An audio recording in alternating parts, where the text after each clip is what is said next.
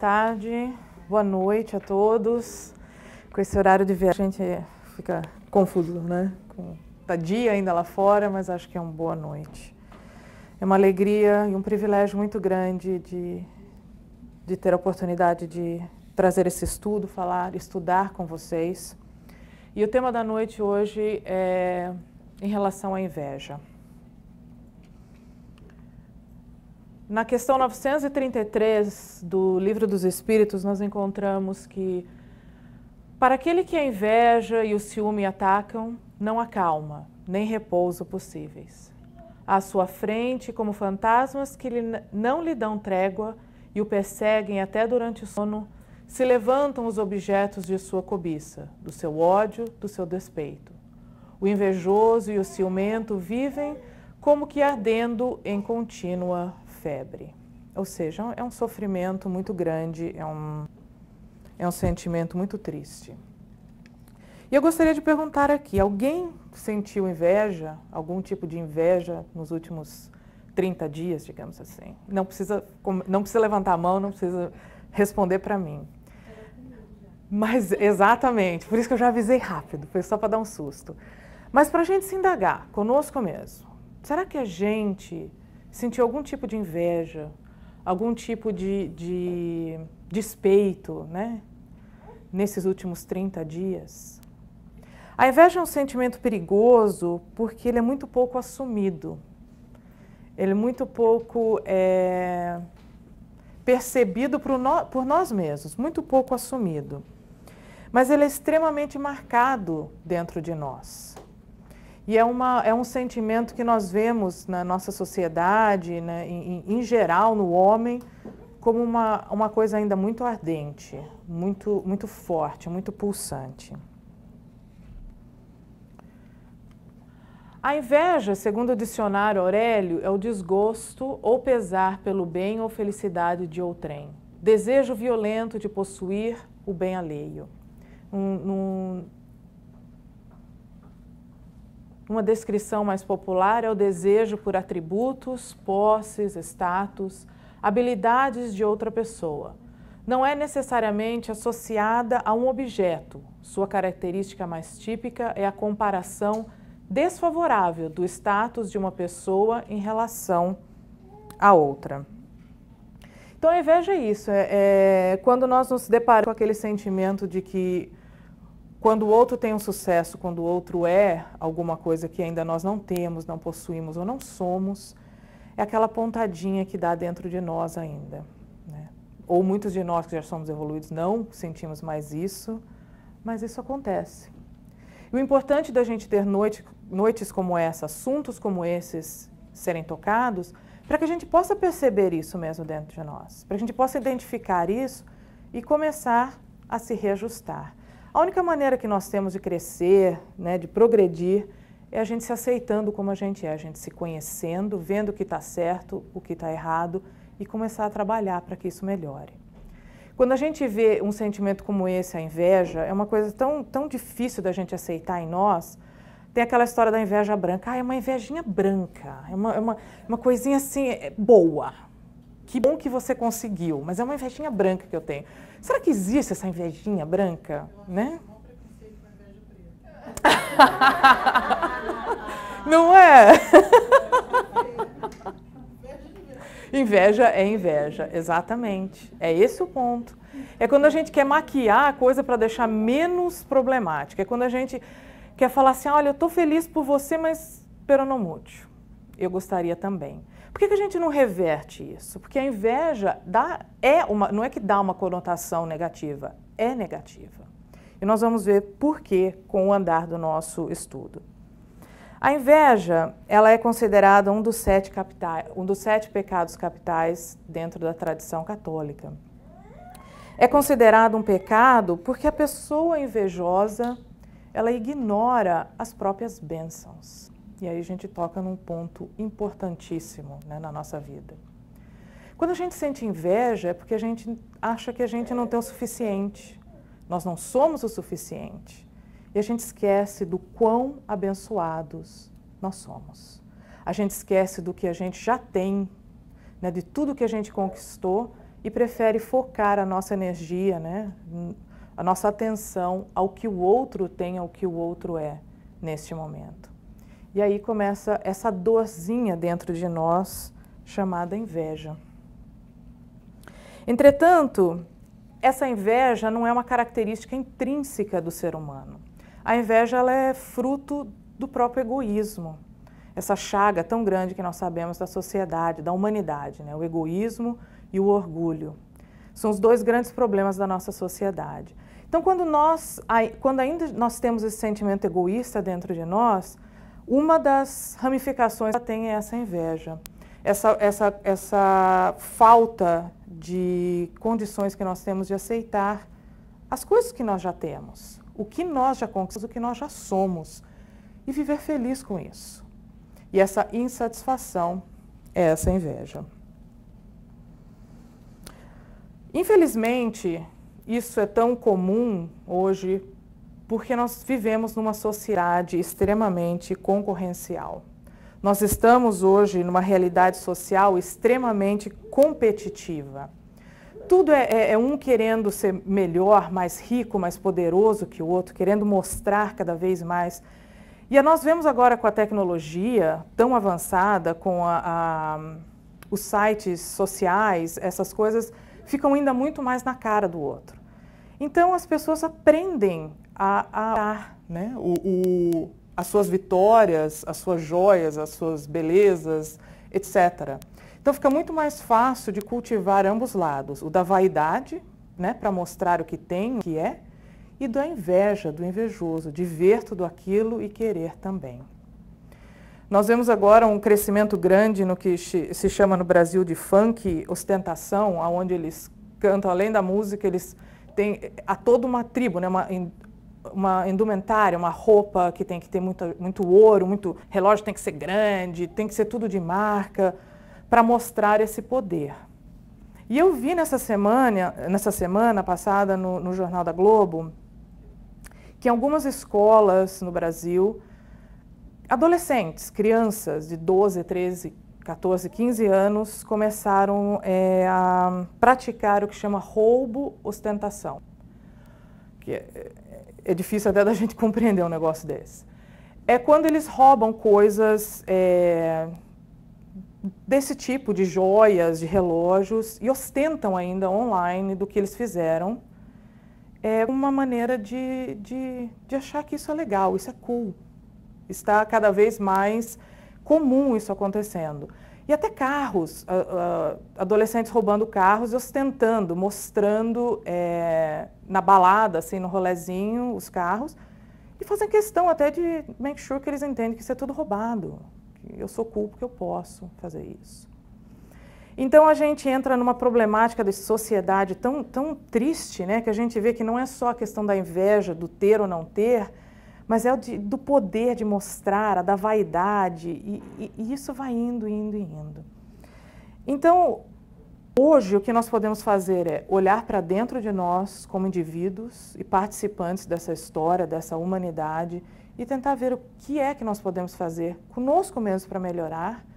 E aqueles que têm crianças que estão participando da educação, seja de netos, de filhos, sejam de alunos, etc., no centro trabalhando, que nós possamos fazer alguma coisa para, de pouco a pouco, através principalmente do nosso exemplo, passar uma mensagem positiva, de autoconfiança, de autoestima, de amor, para essa geração aprender que a inveja, ela é tão negativa que só vai prejudicar a nós mesmos, nós é que sofremos com ela. A inveja não vai fazer o outro sofrer, é uma dor individual, de cada um de nós, que nós levamos dentro de nós.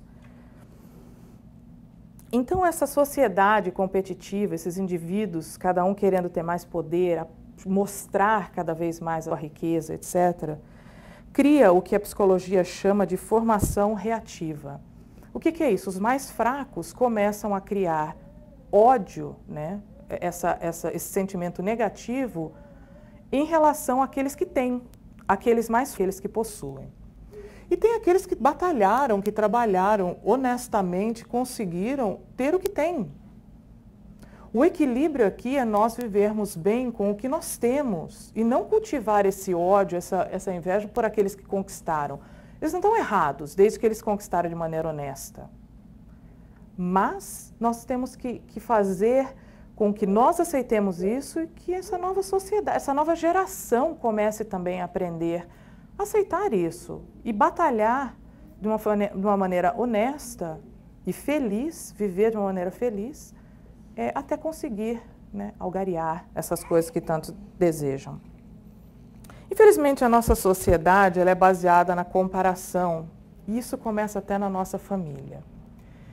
E olha como tudo é muito... A gente tem que ter muito cuidado com o que a gente fala, com o que a gente age. Por exemplo, na nossa família, em determinado momento, sempre tem alguém que resolve apontar ou nomear o modelo daquela família.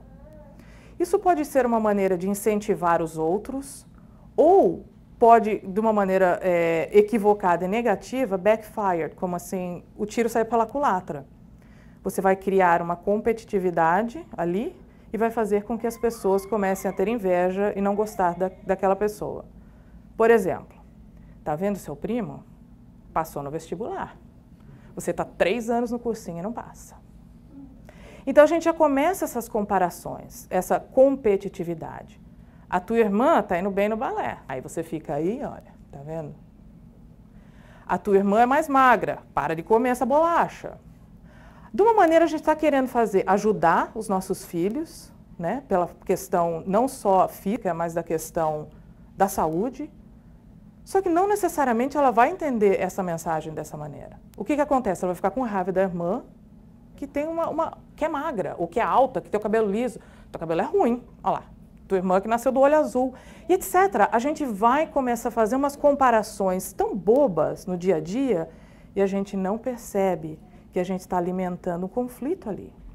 Uma comparação desnecessária que não necessariamente vai ser um impulso, né, um incentivo para que aquela pessoa mude, estude, vença na vida, mas muitas vezes ela vai começar a criar um sentimento negativo em relação àquele que conseguiu vencer na vida, que se formou na faculdade, que passou no vestibular, etc, etc, etc.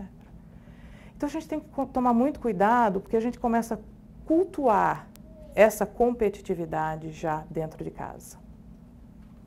Nós vemos também nas escolas, né, onde eles começam a separar as classes dos mais adiantados, menos adiantados, dos melhores, e isso e aquilo. É lógico que dentro de esportes, dentro de escola, nós temos que ter essa competitividade ou essa premiação para aqueles que se esforçam. Mas a gente tem que ter muito cuidado também e administrar muito bem aqueles que não estão indo tão bem e ver qual é o motivo disso. Nós não podemos também achar que todos os esportes não pode ter o ganhador, porque eu já vi essa polêmica até sendo discutida na televisão ou no rádio, de pais que acham que não deveria ter vencedor e perdedor em jogos de criança. Todo mundo tinha que ganhar um troféuzinho de good effort, né? E daí ninguém ganha e ninguém perde. Mas o mundo lá fora é diferente. Nós vamos ter que aprender a lidar com isso. Nós vamos ter fases, né, na vida do adolescente, do adulto, em que nós vamos procurar emprego. Tem vezes que a gente vai conseguir, tem vezes que não. Nós vamos aplicar para outra coisa, tem sim e não. Então nós temos que aprender também a lidar com a perda. Mas isso tem que ser de uma maneira muito delicada. Aqueles que trabalham com crianças, a gente vê que há coaches, treinadores que impulsionam as crianças de uma maneira tão saudável e tão bonita. E por outro lado a gente vê aqueles que gritam e falam, você é fraco, aquele bootcamp, e faz aquela tortura mental com as crianças. Então tudo é uma questão de equilíbrio, para que a gente possa, daqui a um futuro, daqui a um tempo, ver essas gerações mudando e esse mundo se tornando cada vez melhor. Porque senão não tem como a gente conseguir um equilíbrio de uma hora para outra. E não é mágica, não é do lado de fora. É começando com a gente, é começando dentro de casa, é através dos nossos filhos, dos nossos netos, etc. Desde o ponto dessa psicologia, não há nada de negativo, como nós falávamos na competição, mas nós precisamos ter um acompanhamento com aqueles que... para que a gente possa aprender a lidar com a perda também, sem a revolta. A inveja, o ciúme, a cobiça é equivalente à infelicidade, ao desgosto e à insatisfação. Essa insatisfação conosco e com a nossa vida. E como é difícil para a gente se dar como satisfeitos, né? Como é difícil a gente realmente ser felizes, se denominar feliz. Falar, não, eu estou bem, eu estou feliz, eu estou satisfeito com a minha vida. Por que será que isso é tão difícil para a gente conseguir? Por que a gente exige tanto de nós? Por que a gente exige tanto da nossa vida para que a gente se dê por satisfeitos, né? Quando nós procuramos saber no Livro dos Espíritos em relação à felicidade terrestre, a resposta que nós encontramos é que, com relação à vida material, é a posse do necessário. Essa é a felicidade terrena. E com relação à vida moral, é a nossa consciência tranquila e a fé no futuro. Mas o que é o necessário? Quando é que a gente vai entender o que é a noção do necessário em nossas vidas e a gente realmente aprender a viver felizes, satisfeitos? Não é porque é o que hoje nós falando por essa questão material, né, e depois essa questão moral também vir com essa consciência tranquila, quando é que nós vamos começar a nos sentir felizes e satisfeitos? Na pergunta 926, nós encontramos que Kardec fala: criando novas necessidades, a civilização não constitui uma fonte de novas aflições? E a resposta é: os males deste mundo estão na razão das necessidades factícias que vós criais. Há muitos desenganos se poupa nessa vida aquele que sabe restringir seus desejos e olha sem inveja para o que esteja acima de si. O que menos necessidades tem, esse o mais rico. Quantos de nós pensamos assim: se eu não tenho o último... Eu sempre falo isso, o povo fica bravo. Se eu não tenho o último iPhone, não é bom. Aquilo se torna uma necessidade. É ou não é? Tá vendo? Maurício não me deixa mentir. Se eu não tenho o último modelo do carro que saiu, meu carro está velho, 3 anos. Se eu não tenho... A gente vai começando a criar novas necessidades. E isso vai se tornando uma verdade na nossa vida. A gente acredita que aquilo não é um supérfluo mais, é uma necessidade. E o que essas necessidades fazem? Com que a gente tenha que trabalhar mais. E ter menos tempo para nós, menos tempo para a família, etc, etc, etc. Nós criamos necessidades para nós, fictícias. Exato. Então, nós criamos cada vez mais e nós percebemos que isso, de alguma maneira, vai roubando o tempo da gente também. E a hora que a gente olha para trás, a gente tem muito mais do que a gente pensava que ia ter algum dia, e mesmo assim a gente não está dando conta de fazer nada, de aproveitar todos os toys que nós temos, de tudo. E a nossa vida está saindo do nosso controle. E a gente ainda acredita que isso são necessidades. Alguns anos atrás, a Oprah,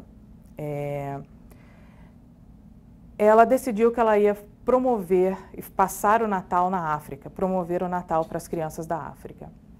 Então ela fez toda uma campanha arrecadando brinquedos, arrecadando roupas, etc., coisas para as crianças na África.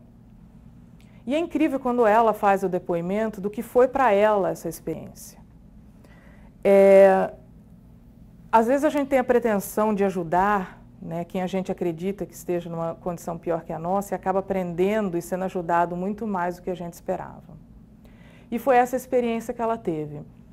Primeiramente, quando se juntou aquela criançada toda para ser distribuídos presentes, eles receberam os brinquedos, receberam bolas, receberam bonecas, carrinhos, e as crianças ficaram extremamente felizes. Depois disso, vieram mochilas, e dentro das mochilas haviam roupas e haviam sapatos. E as crianças ficaram em êxtase. E aquilo foi uma surpresa muito grande para ela, porque ela falou, as crianças vibraram ainda muito mais com as roupas e os sapatos, porque elas tinham noção do que é necessário realmente. São crianças que não têm roupa a todo momento, que não têm sapato novo a todo momento. Um brinquedo é bom, mas ter o necessário é melhor ainda. Ter o necessário faz a pessoa se sentir digna. A África tem um alto índice de AIDS. Há muitas crianças órfãs lá porque os pais morrem de AIDS todos os dias. E ela vai visitar uma menina de 14, 15 anos que tem, eu não me lembro muito bem, mas muitos irmãos mais novos. O pai já desencarnou de AIDS e a mãe está em estado terminal no hospital.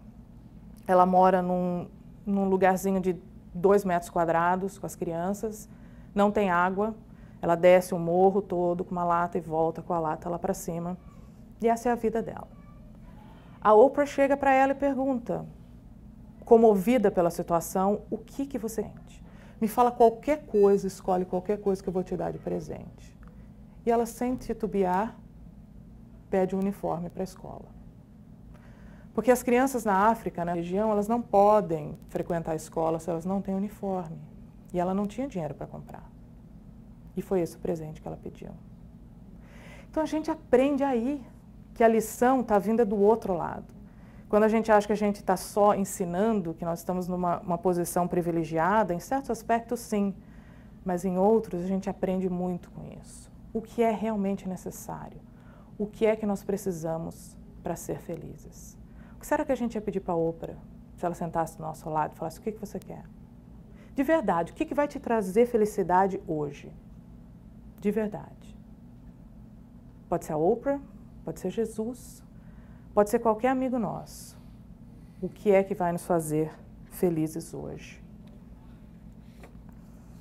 Nós estamos dizendo, né, que com tudo isso nós estamos dizendo que a luta pelo bem-estar seja errada.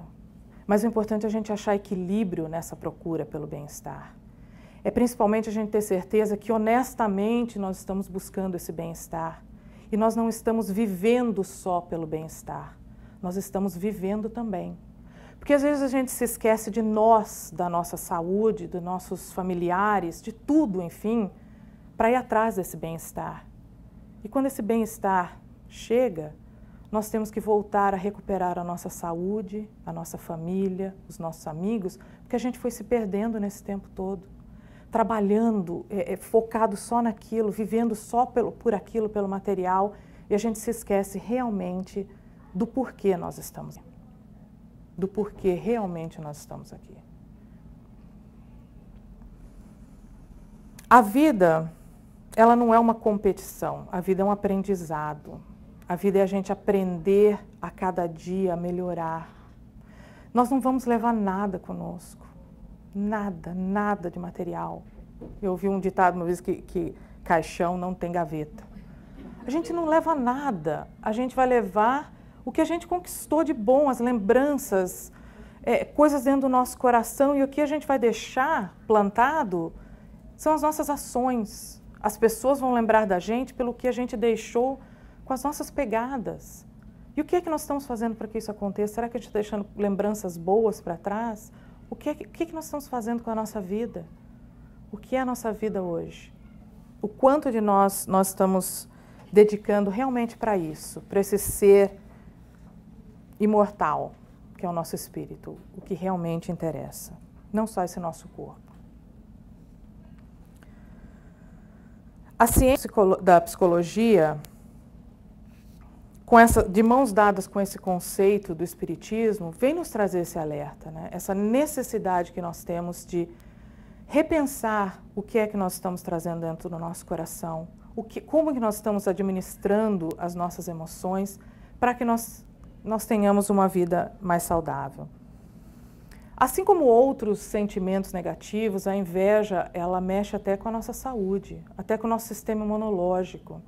Essa insatisfação, esse sentimento deprimido, de depressão, isso realmente mexe com a nossa saúde.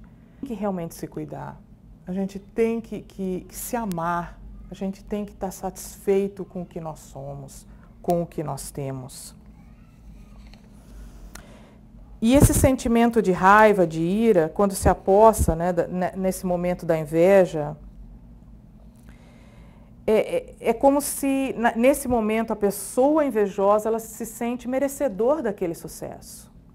Ele acha que o outro não merecia estar ganhando, vencendo, sendo o que ele é. Então a gente se acha deixado para trás. E a gente tenta provar a todo momento que nós somos melhores que o outro. Mesmo a gente sabendo que não, que a gente se sente muito pior. E aí que entra aquela falsa, né, vaidade, aquela autoafirmação, aquela necessidade de mostrar, como nós falávamos da ostentação, que na verdade está demonstrando que a gente não está tão bem assim. A gente precisa da aprovação do outro, da afirmação do outro, que nós podemos, né, da inveja do outro, para eu me sentir melhor comigo mesmo, porque na verdade eu não me sinto bem comigo mesmo. Então nós vemos essa necessidade realmente de olharmos para as nossas atitudes. Quando a gente pensa até em boicotar, né, o sucesso do outro, que o outro não tivesse esse mesmo sucesso que nós não temos, né, e começar a desgostar do outro por causa disso. A inveja é uma forma de frustração, de tristeza e de mal-estar. Ela é a incapacidade de ver a vitória nas outras pessoas, é essa dor que nós sentimos na vitória do outro. E muitos autores como Freud, até Mel Klein, se ocuparam dentro dessa psicologia analítica, procurando entender melhor esse comportamento, sobre a questão da inveja e dos ciúmes. Nós vemos até na Bíblia, né, foi ilustrado através de Caim e Abel. Então, como nós falávamos, a nível que nós vamos ver essa questão até problemática, de problema de imunidade, até câncer, a gente não tem noção da potência que a nossa mente é e da necessidade que nós temos de cuidar dos nossos pensamentos e da nossa vibração. E também no lado psicológico, né, emocional. Nós vemos diferentes, quando a gente vai procurar essa questão da inveja, no sentido da psicologia, eles dão pelo menos 15 tipos de inveja. Mas nós vamos citar aqui alguns, por exemplo, que eles falam da inveja compulsiva. É aquela que é natural dentro da gente, quase despercebida. É aquele desconforto meio mascarado que o feio tem do bonito, o rico do pobre, aquela coisa aceitável, né, na sociedade que a gente acha que está tudo bem. Eles falam também sobre a inveja verdadeira, que é aquele que se incomoda realmente com o sucesso e o bem alheio. Aqueles da inveja ligada à lamentação, que acham-se abandonados por Deus. Enfim, vão todo um perfil psicológico alimentando essa inveja dentro de nós. E o que nós podemos fazer, né, diante dos saberes que emergem, né, de nós conversarmos sobre isso, sobre essa temática da inveja? Por que é tão importante nós tomarmos um dia, né, da palestra pública e falar sobre isso? Cabe a cada um de nós refletir e questionar a nós mesmos. O como isso está afetando a nossa vida e o próximo. O quanto o sucesso do próximo, né, ele afeta a nós mesmos. E caso essa resposta seja positiva, isso quer dizer que nós já nos livramos dela. E caso seja negativa, quando ainda a gente se incomoda com o próximo, nós vemos que ainda a gente tem que trabalhar alguma coisa. Há, dentro da literatura espírita, uma passagem que fala o seguinte, deixa eu ver se eu acho aqui. No Livro dos Espíritos, na questão 923, fala o seguinte: o homem de critério, a fim de ser feliz, olha sempre para baixo e não para cima, a não ser para elevar sua alma ao infinito.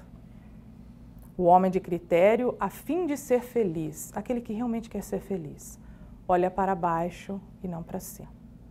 Ou seja, no momento em que nós queremos nos ajudar, nós temos que exercitar a nossa autoestima também.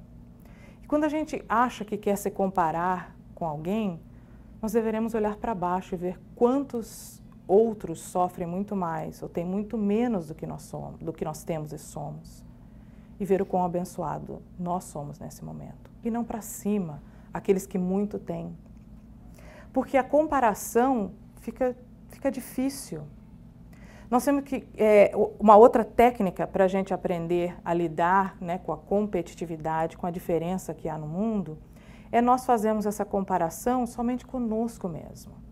Porque é desfavorável se a gente se compara com outros lá fora. Nós temos que comparar conosco mesmo.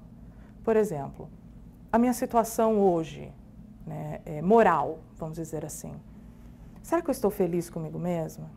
Ah, mas tinha o Chico Xavier, tem Madre Teresa, então eu estou péssima, eu estou feia na foto, como diz o pessoal. Mas a gente não pode se comparar, né, com o mundo lá fora, com os grandes.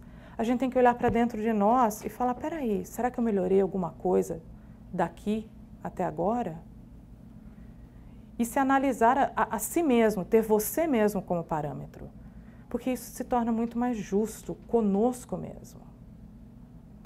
E olhar o quão melhor nós já estamos, e se não está tão melhor assim, é a hora de acordar.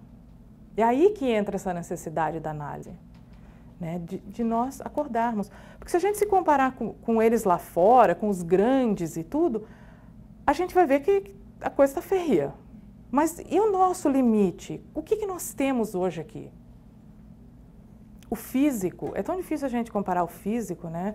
Tantas pessoas têm um problema seríssimo com o seu físico, não se aceitam como são. Então a gente tem que olhar olhando por essa questão do próprio Livro dos Espíritos e se comparar, por exemplo, com aqueles que têm deformidade no corpo por causa de um acidente, com tantas coisas. Tem pessoas que não podem andar. Tem gente que fala, nossa, meu pé está horrível, meu pé é horrível, nem olha. Nossa, minha mão é horrorosa. A gente começa a achar defeito na gente mesmo. Tem gente que não tem mão. Tem gente que daria tudo para ter o nosso pé feio. E etc, etc, etc. Mas não, a gente vai falar assim, nossa, Gisele Bündchen tem o pé perfeito. Olha o meu. Eu falo com o meu pé de briqueiro, por isso que eu estou falando de pé. Mas a gente quer pegar os parâmetros lá em cima. E isso é masoquismo. Bottom line. Isso é masoquismo. Quando nós vemos alguém sofrer, e eu já passei por essa situação com alguém muito querido, no momento de desespero, assim, de revolta, de não saber o que fazer, como sair, né, e progredir, e se sente assim, stuck, parado naquele momento, sem conseguir sair. E eu comentei dessa questão, né, tantas pessoas em situações piores, tenta olhar o positivo. E a resposta que eu recebi foi, mas tem muita gente melhor. Para que eu vou me comparar com o pior? Isso é masoquismo, não é? Quando a gente fica só se comparando a quem está melhor. Isso realmente tem muita gente melhor. Só que nós estamos muito melhores que muitos aí. Como essas crianças que adoram ir para a escola, que adoram ganhar roupa e sapato. E nós temos nossos filhos que a gente tem que arrastar da cama para ir para uma escola de ônibus ou num carro com ar-condicionado. E tem crianças que andam quilômetros em outros lugares do mundo para poder ir para a escola feliz. A gente quer morrer como pais quando nossos filhos ganham de aniversário uma roupinha. Faz assim, ó, né? Imagina, ganha roupa de aniversário, todo mundo quer brinquedo. E a gente vê esses viram porque sabem o importante do necessário, sabem dar valor. Então a gente tem que começar daí, dessa fonte, da gente realmente demonstrar para essa nova geração o que é realmente importante, o que é realmente necessário. Agora, adianta a gente ir lá e falar tudo isso para eles? Não. Se a gente continuar achando que o carro do ano é o necessário, que o último, iPhone é necessário, que tudo do melhor e mais caro é necessário, os nossos filhos vão aprender isso também. E como é que a gente vai dar bronca numa criança que está simplesmente fazendo o que nós fazemos?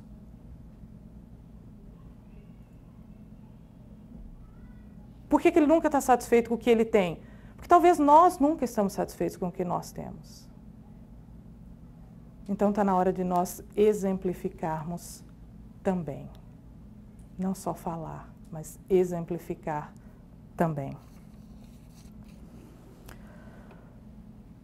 No momento em que nós focamos realmente a nossa atenção ao entendimento de que tudo e todos nós estamos ligados, nós vamos aprender que a felicidade do outro é a nossa também.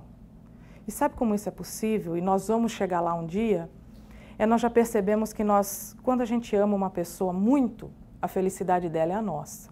Por exemplo, o nosso filho. Depois que a gente tem filho, o nosso filho ganha presente, é melhor do que presente para a gente. Se alguém vem em casa e dá uma lembrancinha para a nossa criança, é melhor do que lembrar da gente. O nosso filho, ele tem uma coisa, um logro maravilhoso na vida, naquele dia na escola, é a nossa felicidade, é o nosso, porque a gente ama ele demais. E é assim que nós vamos aprender a amar o próximo um dia. E tudo que ele tiver de bom, a gente vai ficar tão feliz como se fosse com a gente também. A gente não consegue entender isso agora. Mas a gente vai chegar num ponto que nós vamos viver num mundo feliz por isso. Porque nós estamos interligados. E nós vamos nos amar de uma maneira tão sincera e tão forte que não vai existir inveja, não tem egoísmo, não tem orgulho. Nós somos um só, todos nós. E a gente vai se sentir feliz pelo sucesso, pela alegria, por tudo que o outro está sentindo, nós vamos sentir com ele. Porque nós vamos nos amar de verdade. E a partir desse instante nós vamos perceber que Deus nos ama de maneira igual. Que tudo aquilo que acontece na nossa vida, de bom ou de ruim, é consequência daquilo que nós introduzimos no roteiro da nossa vida através das nossas atitudes. Tudo é uma consequência do que nós escolhemos em algum ponto da nossa vida, agora ou pretérita.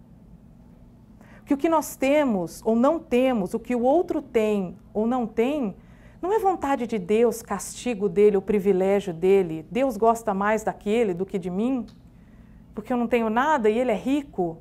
Ou ela é bela e eu não sou. Não, tudo faz parte de um roteiro. E não é pré-determinado por ninguém, porque nós não somos atores nem marionetes.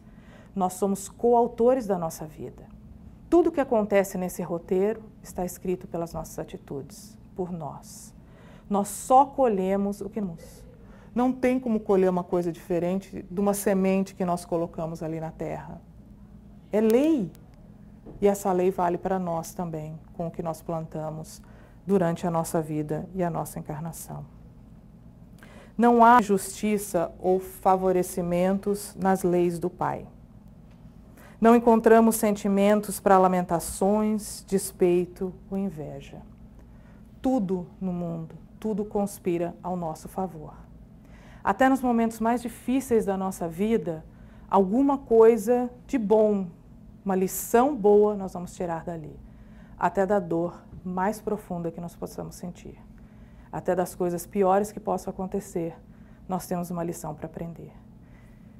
E fica aqui essa mensagem importantíssima para cada um de nós dentro da nossa evolução, de realmente nós olharmos para dentro de nós, procurarmos amar, procurarmos ser felizes conosco, com o que nós somos e com o que nós temos. E antes de eu encerrar, e já agradeço de antemão toda a atenção de vocês, eu não poderia deixar de citar o que aconteceu durante essa semana, que serve também de grande lição para todos nós. Essa criança, Lily Quintas, houve um acidente em Orlando, não sei quanto de vocês sabem, de um carro que perdeu o controle através de um outro carro que bateu nele e entrou dentro de um daycare, de uma creche. E dentre as 12 crianças gravemente feridas, a Lily desencarnou. Sabe o quanto isso dói, mas a gente não imagina o quanto dói quando é alguém próximo da gente. Nós somos amigos pessoais dos pais dela e nós... Na maioria das vezes que a gente vai para Orlando, na Disney, nós juntamos as crianças e vamos passear.